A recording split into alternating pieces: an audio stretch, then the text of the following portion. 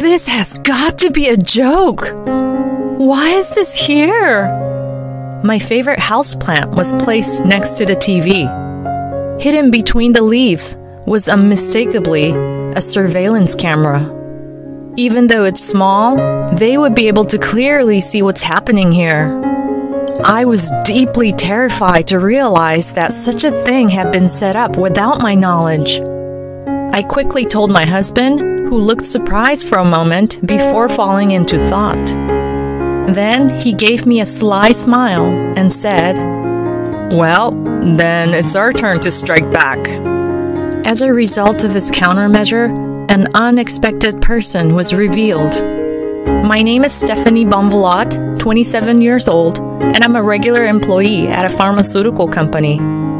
My company is fairly well known in the industry and is a recognized large-scale company.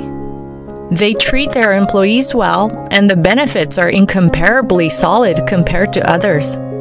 Of course, the job isn't easy, and I do work overtime during busy periods. But thanks to this, I'm able to live comfortably. Another reason I can lead such a life is my husband, Jackson. We got married a year ago. He's a certified clinical laboratory technician and works at a hospital. We originally met when I went to the hospital to sell medicine.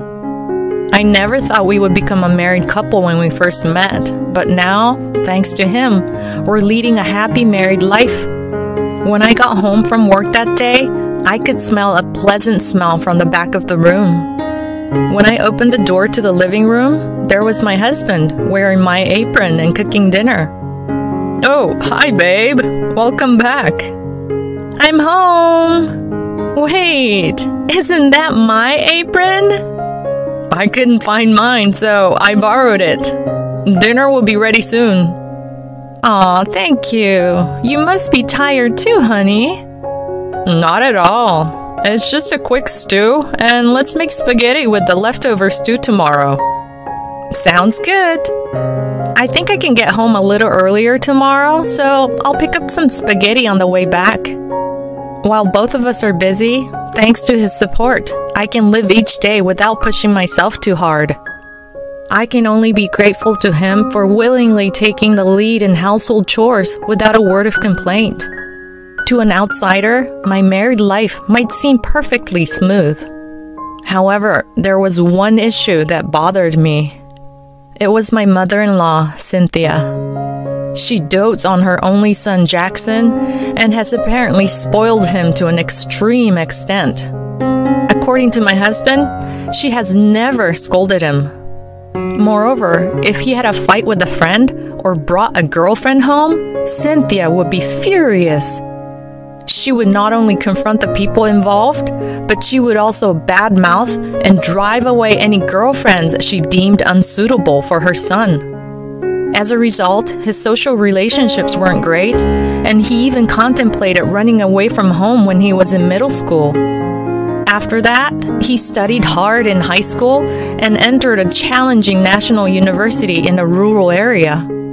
He joined the medical department to become a laboratory technician, but the main reason seemed to be that he wanted to get away from his mother. That being said, since I was marrying him, I had to meet my in-laws. But at that time, I hadn't yet realized how strong Cynthia's attachment to her son was. The first time I witnessed it was when I visited her house to meet her and her husband. Contrary to the welcoming father-in-law Travis, Cynthia gave me a sharp, piercing look. Nice to meet you." She let out a big sigh upon hearing me speak. She then whispered to me, so as not to be heard by the joyous reunion of Jackson and his father, "Do you really think you can marry my son? He's highly educated and has a very good income. Yet, he's marrying someone ordinary like you, which is absolutely unacceptable. You must have coaxed him." I didn't do anything like that." "We'll see about that. I've heard that young women these days pretend to be pure-hearted, but are actually cunning." "I'm not like that." I just love him. I intended to clearly convey my feelings for her son, but apparently, saying that I loved him was a taboo phrase for her. As soon as I said it, she had a different look in her eyes and confronted me. Then, in a voice much lower than one would expect from her beautiful face, she said, "Stop it. You're just trying to get money from my son." I'm not thinking about that at all. I'll make sure to tell him. It's not that you love him, but you love his money, and that's why you're marrying him. Please stop. Overwhelmed by fear, I started crying. Jackson, who couldn't bear to see me cry, rushed over and glared at his mother. "Hey, what did you say to her, Mom?" "I didn't say anything. I just told her to be happy if she's getting married." "Then why is she crying?" "Maybe she's happy to be told such a thing by me, the mother of the man she loves." Is that true, Stephanie? When he asked me, I was at a loss for words, but I shouldn't provoke Cynthia any further. Reluctantly, I nodded slowly. "Yes, I'm sorry for suddenly bursting into tears."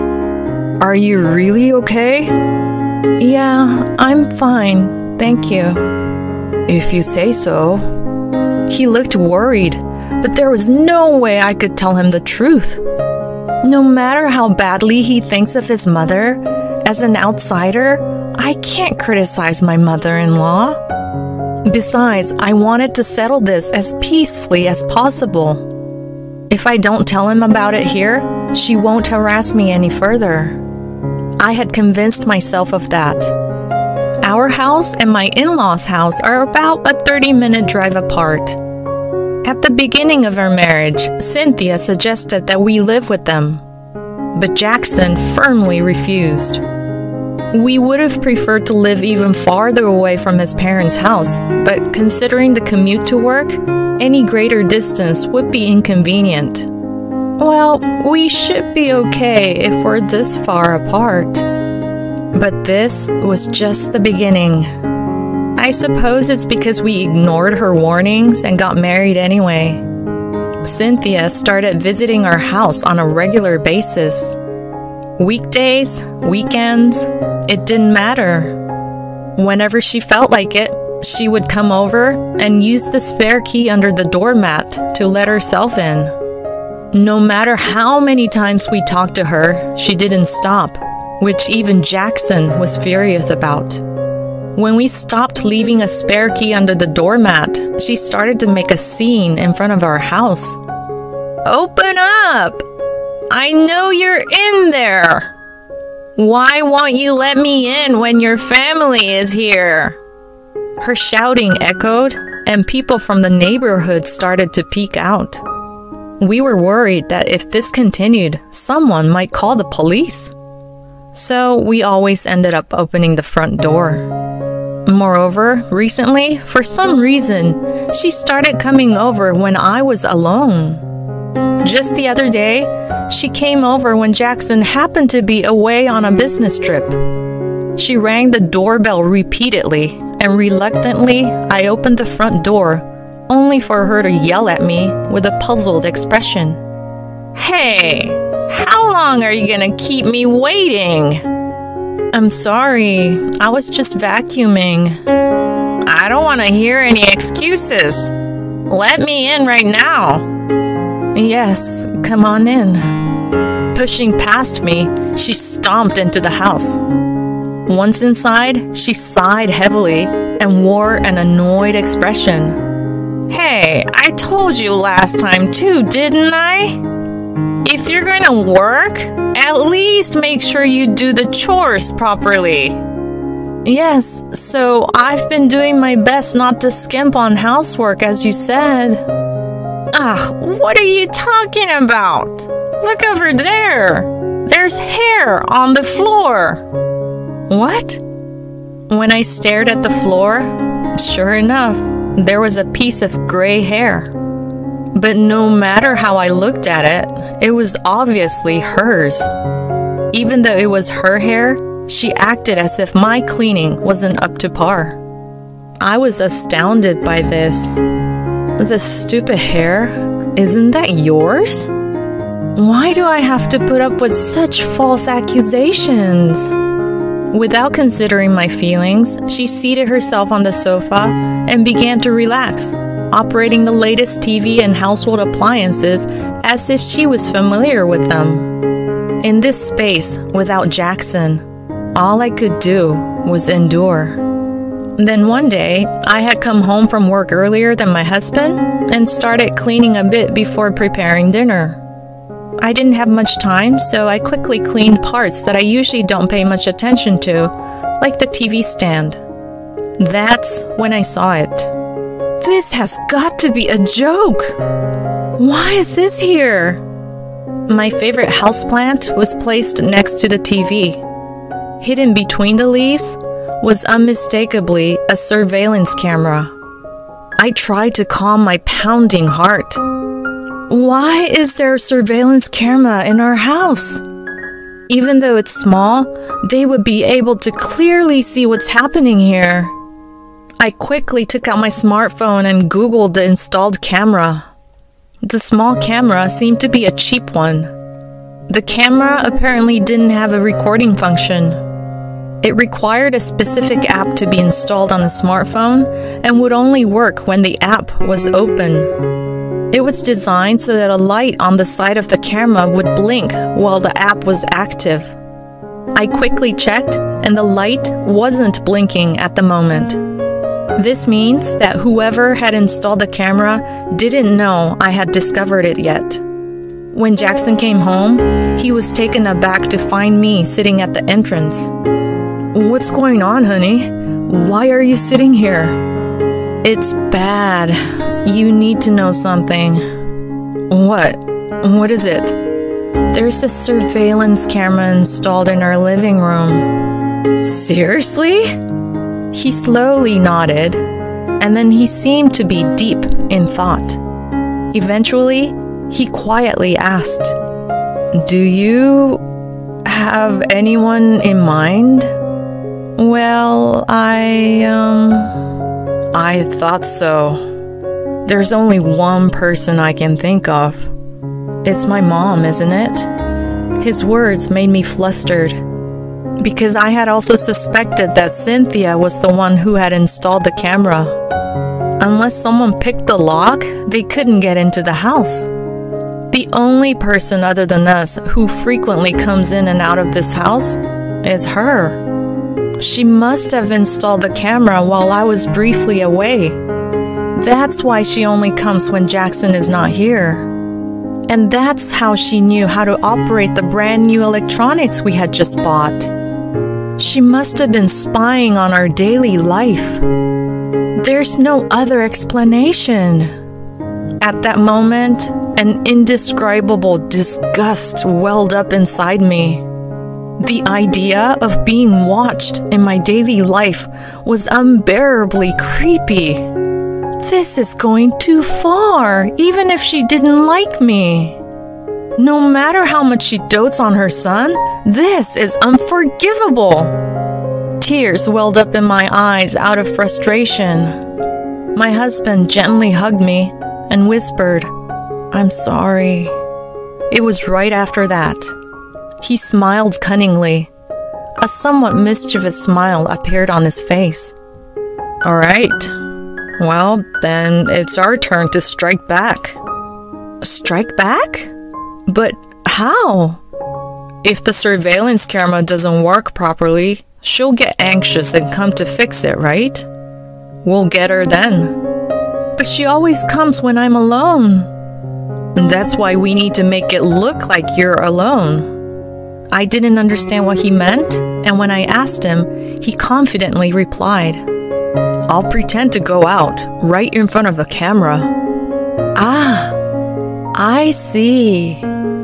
Once we decided on this, we checked to see if the camera was on and proceeded to execute our plan. We left the camera on and talked about his fake business trip. The next day, we pretended to accidentally drop the potted plant containing the camera onto the floor and threw it in the trash. If our guess was correct, Cynthia would definitely come this weekend, believing the fake business trip we had created. Several days later, while I was in the living room, the doorbell rang.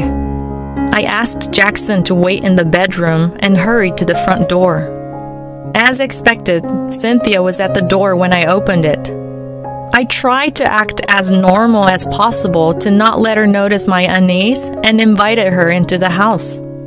As soon as she entered the living room, she said, "Hurry up and give me some coffee." And she shooed me into the kitchen.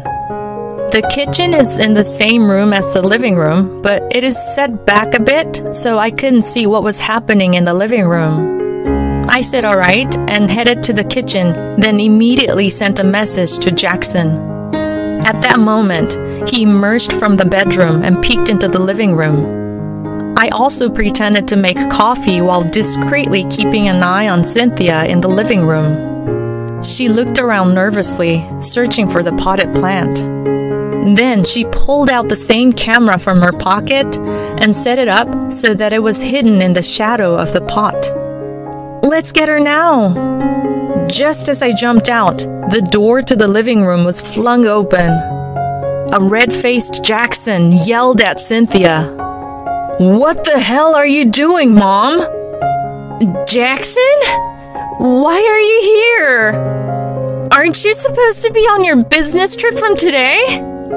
"So it was you. The business trip was a lie. It was a trap to lure out the person who installed this camera." You knew?" "Of course. The only one who would do something this outrageous is you." "Outrageous?" She widened her eyes and began to tremble. The embarrassment of being caught by her son must have been too much. She glared at me and approached with an intense fury. "It's all your fault. You took my son away from me." "Took him away? All I wanted was to live happily with the man I love. I never thought of it as taking him." "Shut up! I don't give a shit about your feelings. He's disappointed and disgusted with me because of you." "But that's because of your actions, not mine. Don't blame me." You good for nothing." As she raised her hand with a red face, Jackson grabbed it and forcefully threw it off. "What are you doing?" He coldly replied to her scream. "Mom, no, I can't even call you my mom anymore.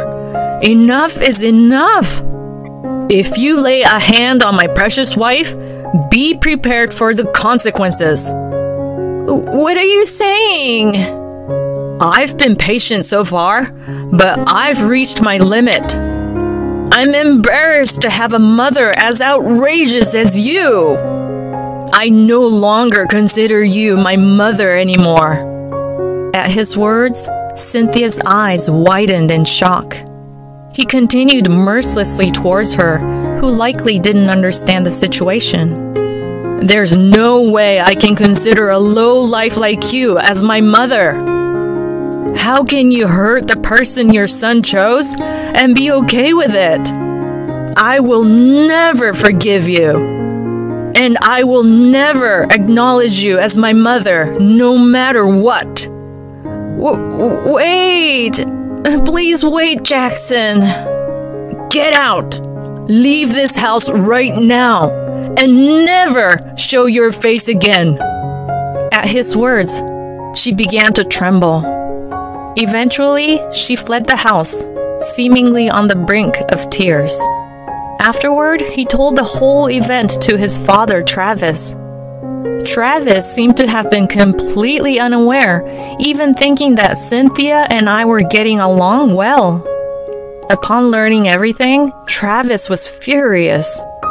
"I didn't think she was such a terrible person," he said, and served her with divorce papers. They're currently in the process of divorce. Cynthia was kicked out of the house and is now living with Jackson's brother and his wife at their home. However, due to the reasons behind her situation, she seems to be treated like a housemaid and is oppressed by the couple. But I feel no sympathy for her. All of this is a result of her own actions. On the other hand, I've been able to live more freely since Cynthia stopped visiting.